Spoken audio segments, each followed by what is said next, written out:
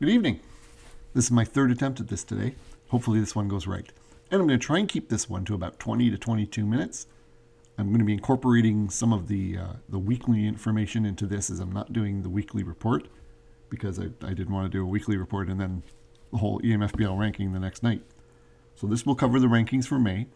It was done before today's games, so some of the stats are a little bit different. But you're going to get the stats basically up until May 30th that I give you, but I will update some of the things from today while I'm giving that information. So we're going to start with the monthly rankings. And we'll start with the 20th spot. Now, I will say the interleague play has really changed things around. It's really turned the rankings upside down. Just 1 week of interleague play, you started to see the separation I talked about. And the rankings, it really affected the rankings. And here's one of the biggest effects on the rankings. Mind you, this has been something that's been taking place over the last 2 weeks, and that's Kitchener. Kitchener had the biggest drop, dropping from 8th to last. They went 20th place in the rankings. The team has gone 8 and 18 since the rankings. Now, they did play today, I believe, and this is one thing I didn't check. I tried to check everything else. They won 1-0 today against Chicago, so they ended up 9 and 18 in May. Not that that's a whole lot better, but they've dropped off the map. They were starting to really come on. They pulled above 500. They won a couple games over 500, and then suddenly everything just went wrong. They had the biggest gain in the previous rankings before this, but the offense went from 4th overall. It's dropped now to 12th, and the pitching's dropped from 11th to 18th in the league. The defense tied for 17th is a big part of that. They're now 27 and 34 because of today's win. It was a 1-0 win, so they got a good pitching performance today, but they're going to need a few more good pitching performances if they want to try and keep this up. Now, they have won 3 in a row, but that just means they were 5 and 18 on the month before this 3-game winning streak. In the 19th spot, also dropping 5 spots, was Hinkson Creek. Hinkson Creek is 25 and 35, offense 18th, pitching 13th, defense 13th. They've gone 10 and 16 since the last update, so basically for the month of May. And they had a league low 277 on base on May, which is a real big explanation as to why their offense hasn't been doing a whole lot. Another big part of that is Trevor Story, who has not been a very good story in Hinkson Creek, batting just $1.98 in May with a home run, 4 walks, 48 strikeouts. He started out the season really well, but he is in a major slump right now. As is Sandy Alcantara, who is 0-4 with a 9.35 ERA over the past month. So tough times in Hinkson Creek, and they are having their struggles right now. In the number 18 spot, Seattle Pilots. They don't move this week. They stay right, or this month. They stay right where they were in the previous month. They went 11 and 15. Jose Abreu did pick up a star of the month after batting .336 with 6 doubles, 12 home runs, 23 earned runs scored, and a league-leading 30 RBIs. But yeah, the 20th ranked defense hasn't helped the 17th ranked pitching staff. They do have a pretty decent offense, but they have no pitching to show for it. And they brought up Kikuchi, and he went 2-0 in 2 starts. He came up as an injury replacement. I don't think he would sustain that over a season. He has a pretty elevated ERA, but it was a nice showing for the 2 starts. Don't know if it's a good enough showing that might make management say, oh, let's bring him up and see what he could do over the long haul. Like I said, I'd probably eventually the numbers would come around and he'd fade quickly. But it is he has done a good job. So, in the 17th spot, Buckins Miners. The 2 spots below their preseason ranking, but they are up 3 spots. They were the bottom-ranked team. The pitching has really come around in Buckins over the last month, and it's helped them to go 13 and 13. They're 25 and 35 on the season, so they're still in last place right now, but the pitching is helping them get closer to moving out of the basement. It has a 3.97 ERA in May, or it had a 3.97 ERA in May, but the team hit just 2.15, and I know management likes to bash the ball, so I know management probably isn't too happy with a 2.15 batting average for a month. If they get the batting averages up a bit, they should have no trouble climbing up to that 15th preseason ranking, maybe even a little higher, if the pitching can hold up. In the number 16 spot, Binghamton. They climbed 3 spots from the 19th spot. The defense is still playing really well in Binghamton. The pitching has really come around again. It really came around today with a 2-0 win over Hilo. And they're now 28 and 13, or 28 and 33 on the season. They went 15 and 12 in the month of May, and posted a very respectable 3.81 ERA, and that's actually lower than that because of the 2-0 win today. So they probably had an ERA in May somewhere around the high 360s, low 370s. Hayes earned a star of the month after batting .430 with 11 doubles, 2 triples, 6 home runs, 20 RBIs, and collected 20 walks. He did go 1 for 3 today with a run, so his average probably still went down. He went 1 for 3 and his average probably went down, and actually it did because he's hitting 416 on the year. So for the month of May, he probably hit somewhere around 420, 424, 425. Nothing wrong with that though. And Rich Hill earned a pitching star of the week, or pitching star of the month for May after going 3-0 with a 150 ERA in 5 starts. So Binghamton's still sticking around. They haven't faded as quickly as I expected them to, but I think we're seeing the best Binghamton has to offer, and I think it's just a matter of time before they do start to fade and the depth starts to get to them. In the number 15 spot is the frustrating Carolina Storm, who will look amazing for a week and then look lost for a week and then amazing for a week and lost for a week. They're very up and down. The previous rank was 9th, so they've dropped 6 spots. Pitching has dropped from 12th to 19th overall, which is surprising with Carolina. Their pitching was doing really well at the beginning of the season and is really struggling now. But Dominic Smith had a great May for them. He hit .326 with 15 doubles, 7 home runs, and 20 RBIs. The defense is really good in Carolina, but it has to be to help the pitching, or this could be the worst pitching in the league. They had a really rough May as far as pitching goes, and the offense there's not enough offense there to get them out of it. They lost today, so they're 27 and 34 on the season. In the number 14 spot, the Pullman Cougs. They gained 1 spot, so they've gained in each of the last 2 months. Not big gains, but they actually have gone 13 and 14 for May. They're 28 and 33 now. They had a tough loss today in extra innings. Or actually, I don't think it was an extra inning loss today. That was the 9th inning crazy game with Toronto. Judge did hit a home run in today's game. So for May, Judge, Machado, and Walsh hit 23 home runs between them. The rest of the team hit 16. So really it's a 3-horse offense, which has them 4th overall, but their pitching is worst in the league. Defense is decent. How much worse could this pitching be if it wasn't for the defense? The one bright spot about the pitching is Chris Paddock, who is 4-1 with a 2.97 ERA over the last month and is 7-1 with a 3.04 ERA in 11 starts since joining the Cougs. He has been the lone bright spot on the pitching staff for this team. In the number 13 spot is the Los Angeles Flying Whales.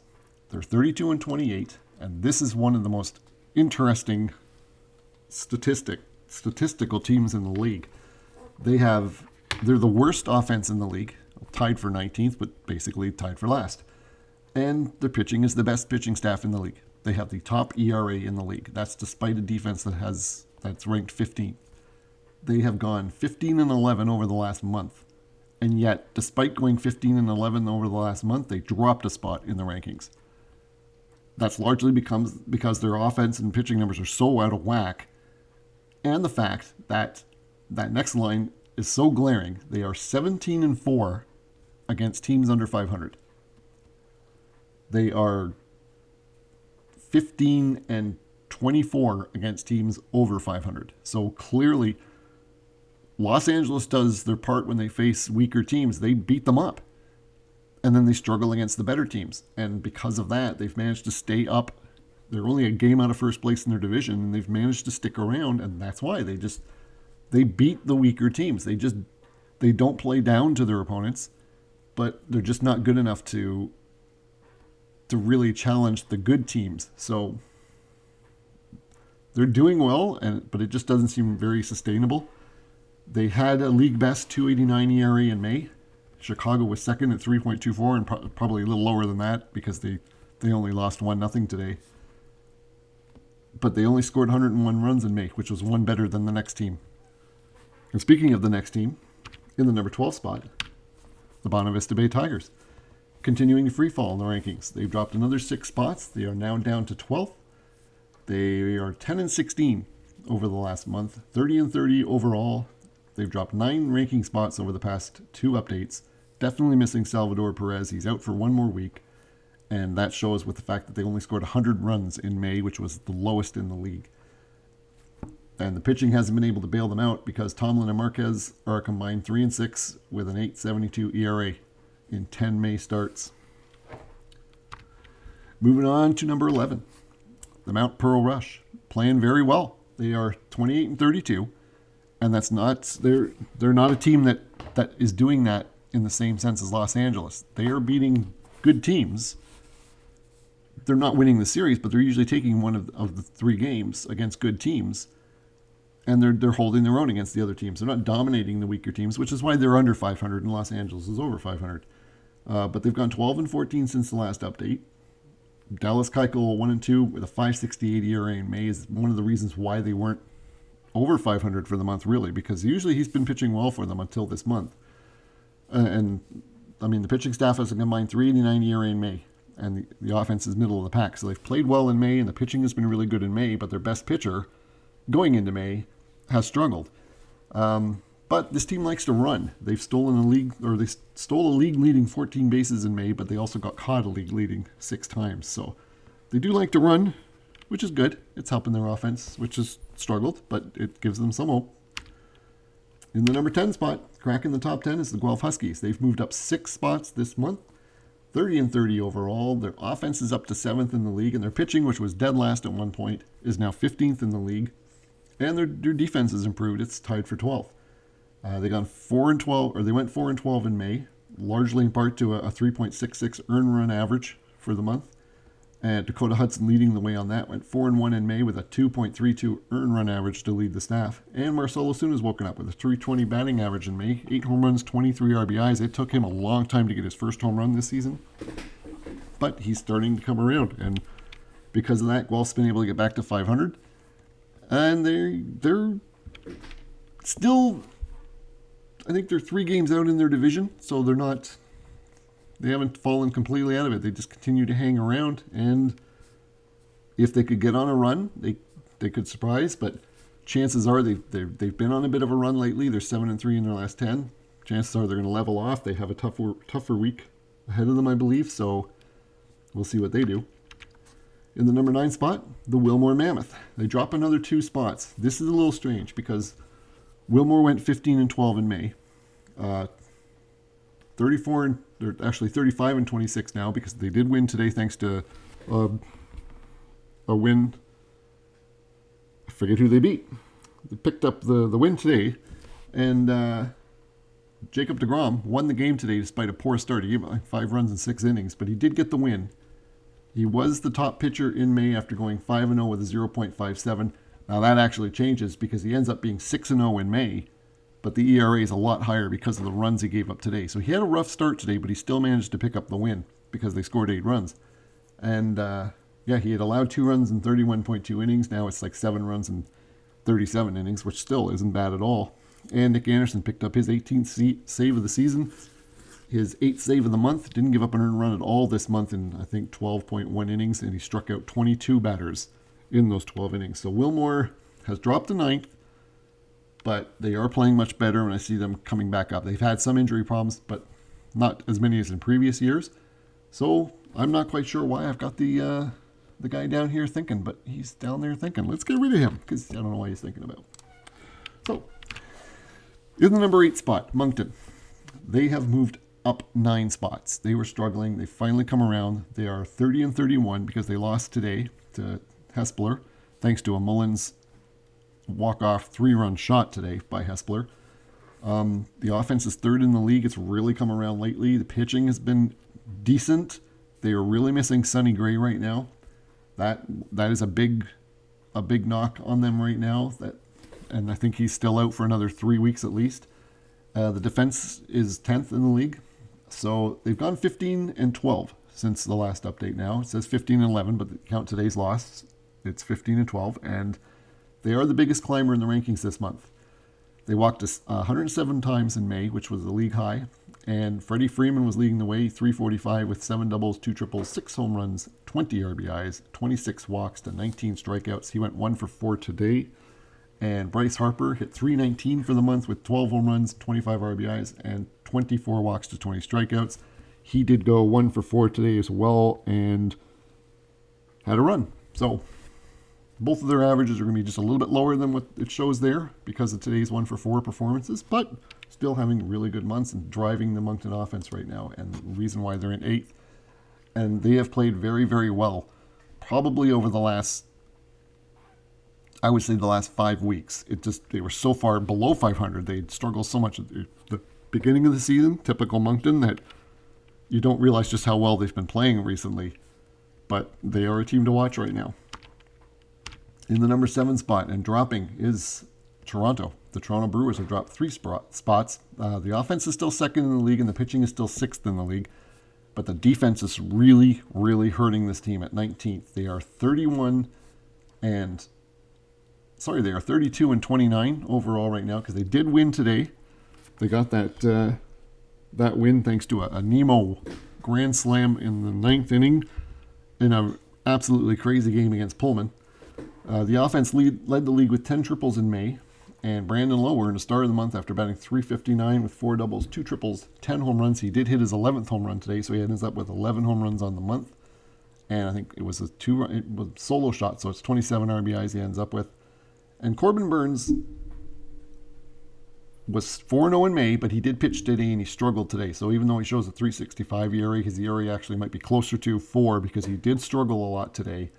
But he didn't take the loss and he didn't get the win. He wasn't around for the win for the Grand Slam. So he is 4-0 for May, but the ERA is definitely higher than it shows. But Toronto has struggled a little bit in the last 2 weeks after really getting red hot. So I fully expect them to turn things around a little bit, but they are just 2 spots higher than what their preseason rank was. So they're about where they were expected to be. Hilo finally is moving up. They moved up 5 spots. It took them a while to start moving up in the rankings, despite how long they've been playing better.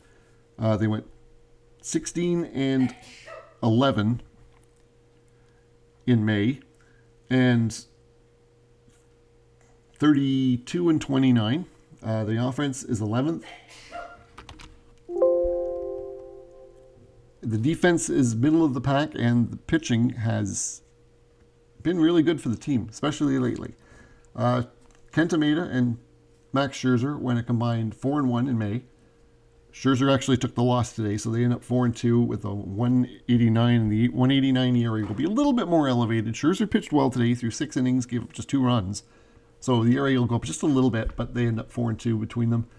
And Higashioka hit .311 in May with 10 home runs, 19 RBIs. He didn't play today. And they lost 2-0 to Binghamton today. Maybe he should have been in the lineup today. Who knows? But when you're hitting like that, maybe they could have used his bat. But Hilo is playing much better. They're getting closer to challenging Hespeler, and they're just a big winning streak away from really putting the pressure on Hespeler. In the number 5 spot, the Richville Rip Snorters. They are sinking. They've dropped 3 spots. Injuries have really affected this team, but they are almost back to full health. The offense is still 9th in the league. The pitching is 5th. The defense tied for 17th. They are 32 and 28 on the season. They are sitting in a tie right now with Los Angeles, a game back of Broad Street in that division, just 2 ahead of Guelph. So it's a really tight division right now. But, 11 and 15 since the last rankings update. So they need to turn things around now that they're getting their injured players back. And guys like Byron Buxton, who have just 1 walk and 25 strikeouts in the last 108 plate appearances, definitely needs to pick it up. In the number 4 spot, Chicago Devils. They gain a spot. They did take a little bit of a stumble, but then they got hot again. And they've went 17 and 9 since the last rankings. So actually it's 17 and 10 because they lost 1-0 today. So they're 36 and 25. The offense is ranked 8th. It might have sunk a little based on today's performance. The pitching 2nd. I don't think it's 1-0 loss today. And so the pitching is definitely been their strongest point. And I've said for a while, if their offense ever got going, this would be a really tough team to beat and maybe the best team in the league. The offense did get going for a while and they dominated. The offense is kind of taking a step back again over the last week and a half or so. They've still been winning games because their pitching is good. And this is one of the few teams that has their offense, pitching, and defense are all in the top 10 in the rankings. Dylan Bundy earned a Star of the Month after going 4-1 with a 1.16 ERA. Had just 6 walks while striking out 41 times, and it took a 3-hit complete game, 15 strikeout shutout from Kenta Maeda to give him his first loss of the season, as I explained in the previous report. I said the offense has come to life. They scored 139 runs in May, which is pretty good. Not as good as one of the other teams coming up, but it was still a really good offensive month for May until that 1-0 loss today. And the pitching staff led the league in May with 4 complete games.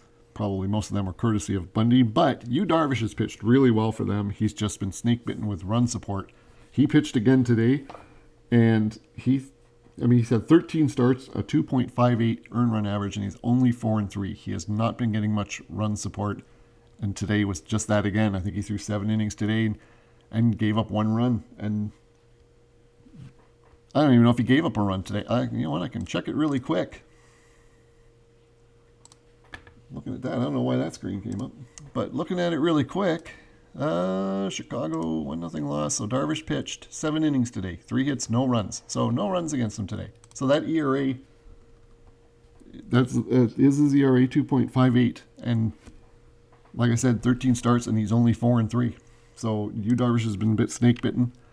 Whereas Scherzer hasn't been as much until with Hilo until today. So Hilo, Scherzer, and Darvish seem to be 2 guys who have pitched really well on their teams and have struggled with run support.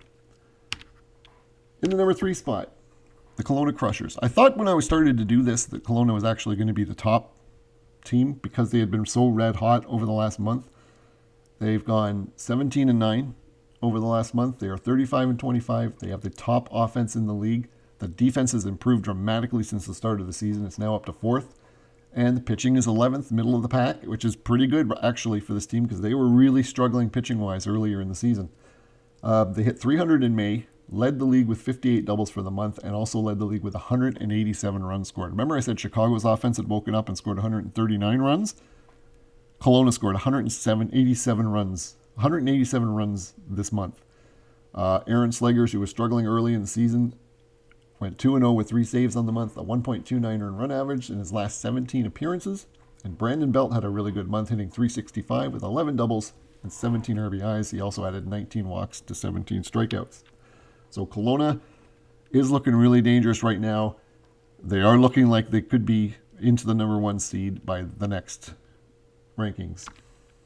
In the number 2 spot, the Broad Street Bullies. An interesting team. They're 33-27. They are leading their division by 1 game. They have just stayed consistent. They moved up 1 spot in the rankings. The offense is 10th. Pitching is 3rd. Defense could be better. It's tied for 14th. But they've gone 14-12 in May.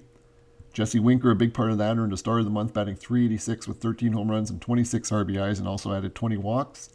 And Antonio, not Antonia, I said Antonia, I think in a recent report, it's Antonio Sensatella, 3-0 with a 1.67 earned run average in May. The offense led the league with 50 home runs in May and are tied for 2nd with 106 walks. So the offense has really come around lately. This is a team that I really believe is on the cusp of hitting their stride and having a big winning streak. I believe it's coming. It's only a matter of time now, and this upcoming week could be a big potential week for them based on their opponents, and I'll get a little bit more into that in a moment. So that leaves us to the number 1 seed, hanging on by the skin of their teeth, Hespeler. 35-26 now. They won today, so they ended up 13-14 in May. The only other team, they're one of only 2 teams that have rankings that are in the top 10 in all 3 categories. 5th on offense, 7th on pitching. They have the top-ranked defense. Despite their May struggles, they managed to hang on. They were, I think, 1.5 points ahead of Broad Street and 3 points ahead of Kelowna, based on the point system that I have set up with the rankings. So they just held on to the first place ranking. The injuries have slowed down their pitching staff a little bit recently, but the team's almost back to full health. And they do have a tough week coming up. You look at it and you think, tough week, Moncton and Guelph. Like, Moncton's now a game under 500, Guelph's at 500. But Moncton and Guelph are dangerous teams right now because Guelph is playing well and has been pitching well lately and is a team that can pull off a bit of a surprise. And Moncton is a team that has really been playing well over the last month and a half. So, despite Moncton's 30-31 record, they have been playing really, really well over an extended period of time. So it is a tough schedule coming up this week for Hespeler.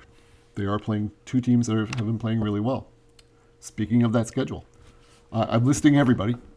Usually I just list the highlight games, but here's all the games coming up this week. Some of them have already been played today. I listed Broad Street and Bonavista Vista Bay because this is where Broad Street could take advantage of a struggling Tigers team and start to turn things around. Bonavista Vista Bay, in the meantime, they're kind of treading water right now. They need to start getting back into a groove and getting some wins. They're at home. This would be a good time to do it. Moncton and Hespeler, as I pointed out, Moncton's a team that's been playing extremely well over the last month or so, and Hespeler's been struggling a bit, trying to hold on to first, so that made this one an interesting series.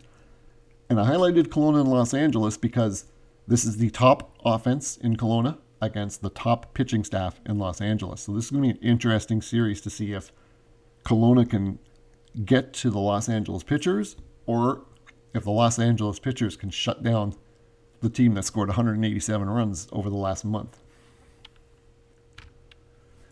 Then at the end of the week, the series coming up at the end of the week, these are all the games, and I listed Bonavista Vista Bay and Toronto because they're two teams that are struggling a little bit lately but trying to get going.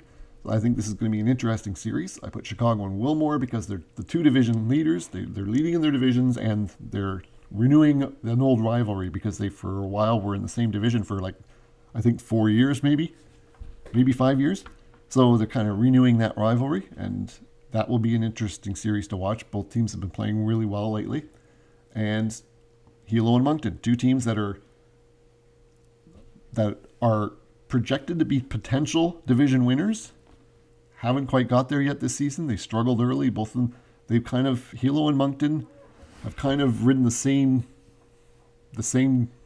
course the entire season. Hilo got better a little bit ahead of Moncton, but now the two teams have improved, and these are two really strong teams that were ranked in that top 7. So it'll be interesting what they do against each other right now. But the interleague play has really jostled things around. Looking at things this week, Kelowna, I think, has a big week potential this week. So Kelowna's playing Los Angeles. If they can get to Los Angeles pitching and get some wins there, they then have Buckins after that. So that has the potential to give Kelowna a strong week. Toronto could really turn things around this week. They've got Pullman and then Bonavista Vista Bay on their schedule. Broad Street, Bonavista Vista Bay and Seattle are on their schedule, so they could really get a good week going. And same with Richville. Richville's getting their injuries back, and they play Seattle and Hinkson Creek, two teams who are ranked 18th and 19th right now in the rankings. So that's the potential's there for Richville to really turn things around and get back into a groove.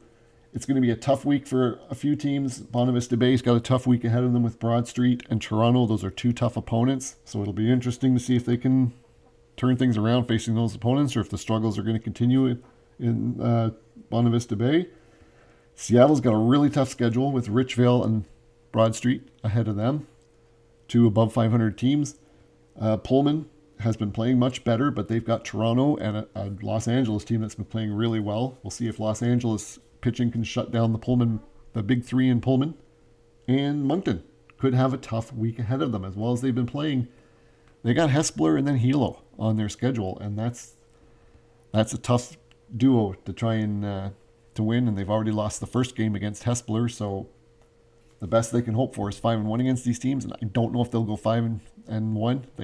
It'll be tough for them to be 500 against these two teams, but we'll see if they can do it. And it's going to be an interesting week. We got some better matchups this week than we had in that first week of interleague play, and we'll see how things look for the next week. So I've managed to keep this one under 30 minutes. No closing credits, nothing like that. You can let me know what you think of the rankings by posting below this video, or you can go to the message boards and post your thoughts there. If you want to watch the videos, like I said before, subscribe to the channel. It doesn't cost you anything, and you'll be able to watch the videos as they disappear from the website. So I'll be back on Sunday with a weekly video, And I do have another video that I'm planning on doing soon when I get a chance, just kind of giving you an idea of what I do behind the scenes when I'm playing the games each day. And I also have something that I was pondering for the post-season that I'll mention next week as well. So, until then, I'm David. I'll talk to you later.